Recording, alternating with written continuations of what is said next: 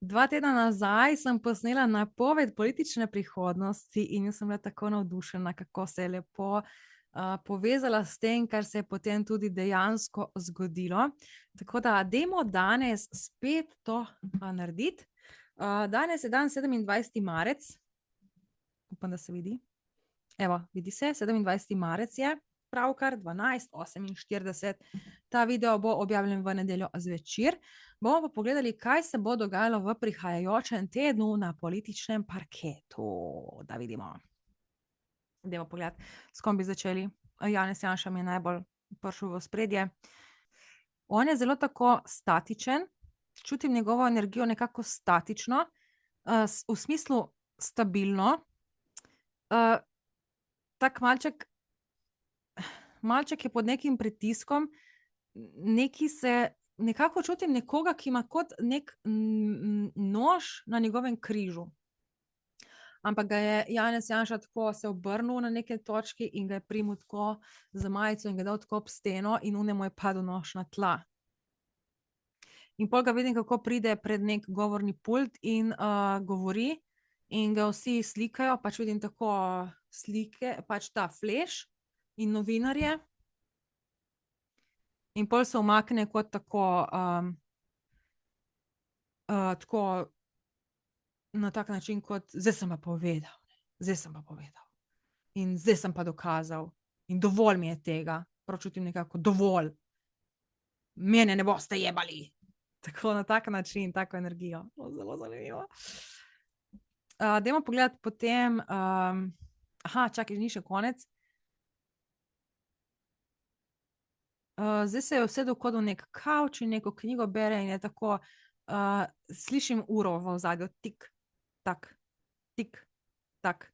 Vidim ga s cigaro v ustih, zdaj ne vem, če Janez Janša dejansko kadi cigare ali ne, ampak tle čutim neko tako mirnost, suverenost in kot da samo čaka, da bo nekaj počlo, da bo prišel na dan in on zdaj samo čaka v miru.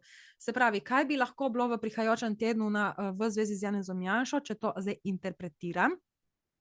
Nekdo, hipotetično je to morda, oziroma domnevno je to morda nekaj v zvezi z, da ga bo on na nek način prav izsiljevati ali pa mu neki, ma ne izsiljevati, ampak mu na nek način groziti ali pa mu na nek način nekako soočiti z nečim.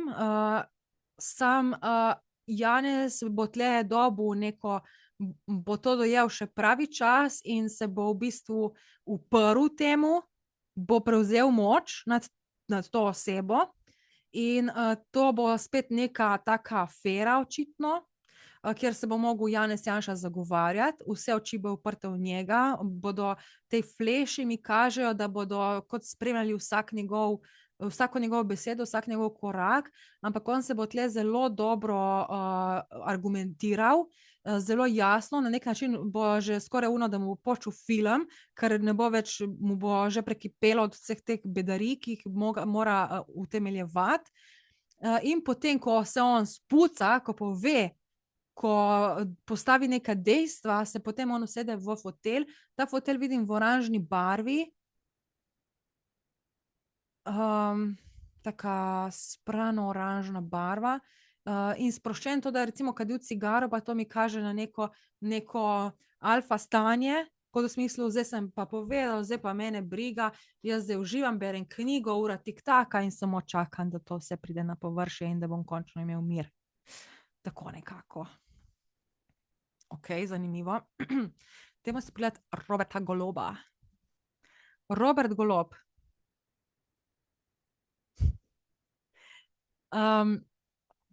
Njega vidim na tak način, kot da ga ful tišči lulat, ampak to zadržuje in ima prav tako kislo faco. Vidim dosti takih modrih odtenkov, kar mi kaže bolj na neko pač to njihovo svobodo oziroma pač celostno grafično podobo, se pravi vse nekako okrog tega. Tudi še vedno ima tale nek cmok v grlu oziroma tole podgano, čeprav ta podgana se je spremenila prav v cmok.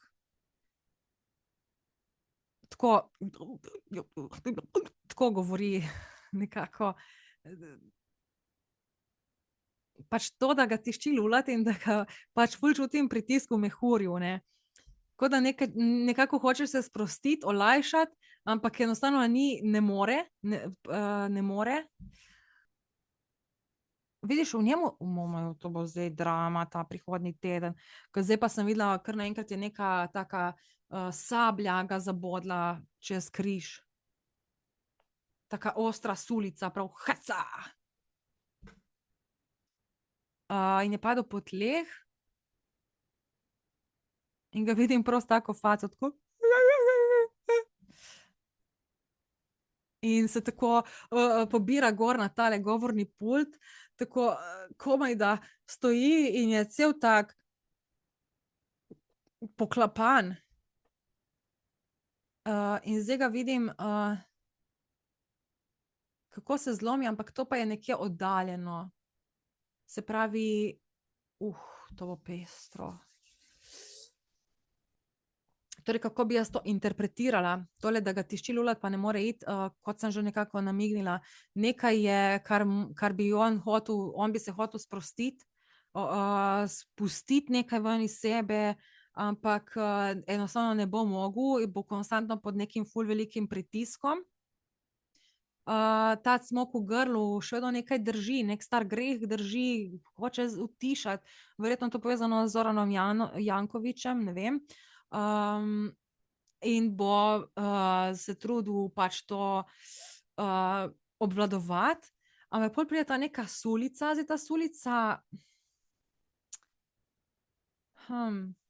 čigava je ta sulica, ne vem, ne vidim, od koga pride ta sulica, ampak to zna biti nekaj, kar ga bo praktično zlomilo, ker gre direktno v križ, ne, križ je neka taka stabilna točka našega energijskega telesa, kar se zna zgoditi, da bo nekdo zasekal glih v tisto najmočnejšo točko in jo zlomil, tisti najmočnejši steber, tisto zna biti, da bo prišla na površje kakšna taka resnica, ki ga bo dobesedno zlomila, ne, in na nek način se bo trudil, ko je plezal gor po temu, tako bil na kolenih in tako plezal gor po temu govornemu pultu, da bo na nek način mi to kaže, da bo skušal nekaj utemeljevati, ampak potem pa se on zlomi, ko gre v neko, pač vidim ga v neki črni sobi, ker se pač totalno zlomi in se suje. Se pravi, ta črna soba mi kaže, da bo to verjetno proč od javnosti, ne, da bo pač, ja, nekako proč od javnosti, ne bomo tega videli, da se on dejansko sesul. Tako bi to interpretirala. Okej, zdaj sta mi prišla Luka Mesec in Asta Vrečko, moram si zapomniti njen priimek, nisem se še, mislim, da je Vrečko, no, ali pa Vučko, ne vem, kaj je točno. Se pravi, ta dva iz Levice. Asta se mi zdi taka, oziroma vidim jo tako, da je ful tako iz sebe, pa taka hlipajoča, Luka pa jo zelo tako nežno objema in ji daje kot nekakšno moralno podporo. Ona ful joka. Luka pa je nekakšen steber za njo. Zdaj je šel Luka nekako v ospredje, ampak si ne upa stopiti pač preveč v ospredje, nekako sem videla tako, kot pride do neke črte in tle noče iti več naprej. Se pravi, zna se, nekaj me srbi nos. Kaj to pomeni? Se pravi, kaj? Ne, da noče iti naprej, mogoče ne more iti naprej. Mogoče ne more. Na nek način ne more. Ja, vidim zdaj, da ga Asta nekako vleče za suknjič. Že zadnjič, ko sem gledala, je ona ga tako vlekla za rokav. Ne. Zdaj, jaz mislim, da bodo tle prišle spet kakšne afere na površje in bo to spet cela neka drama, ne vem. Ali pa bo kaj zdaj s tem, oziroma tako, če interpretiram zdaj to, kar sem videla pri njima, bi rekla, da če povežem vse skupaj, da bo nekakšna afera prišla na površje, neka resnica, neka drama, ker bo to res en sam kaos. Zoran Stevanović. V njega vidim, kako sedi in se tako samo smeje. Se smeje, mu je malček smešno, ampak hkrati, da je to bo celo neka drama. Nekaj bo prišlo ven, nekaj se bo zgodilo. Ker ga vidim, kako se smeje, ampak hkrati bi se najraje izjokal. Vem. Jaz bi to interpretirala tako, da bo on v bistvu dojel, da se je za J, ker je podpisal pogodbo, da z Janšo ne bo sodeloval. To je moja interpretacija, ok? In pol gre nekam, ampak čutim v njemu neko, ko bi se kar nareši izjokal. Tako da ja, to bi interpretirala na tak način, da obstaja možnost, da bo on v bistvu videl, da se je nekje, pač neka odgovornost bo na njemu, ali pa neka situacija bo, ko ga bo malček tako dobro stresla in se bo pogovarjal z nekim neodvisnim človekom, ki pa pozna ozadje. Se pravi, jaz tega natakarja vidim kot nekoga, ki je neodvisen, ampak pozna, veš, kot natakari, ne v kakšnih, recimo, vaških gostilnah, ki vejo vse čenče, ne. Ampak oni so tam, pač on dela, on ni vpleten v te zadeve. Tako nekako se mi zdi, da bo se posvetoval pri nekomu, ki pozna nekako različne perspektive, pa tam se bo delal ful tako, kao jakega, ne, saj jaz imam vse pod kontrolo. Pol pa gre nekam, ampak ni tle, on nekako se tudi kot na nek način skrije, oziroma ni jasno definirano, kaj se pol zgodi. A je še kdo tak, mi še kdo pade na pamet? Ne, zdaj je tema. Tišina. Tako da to so te nekako glavni akterji. Zelo zanimivo. Bomo potem v petek to pokomentirali. Čau.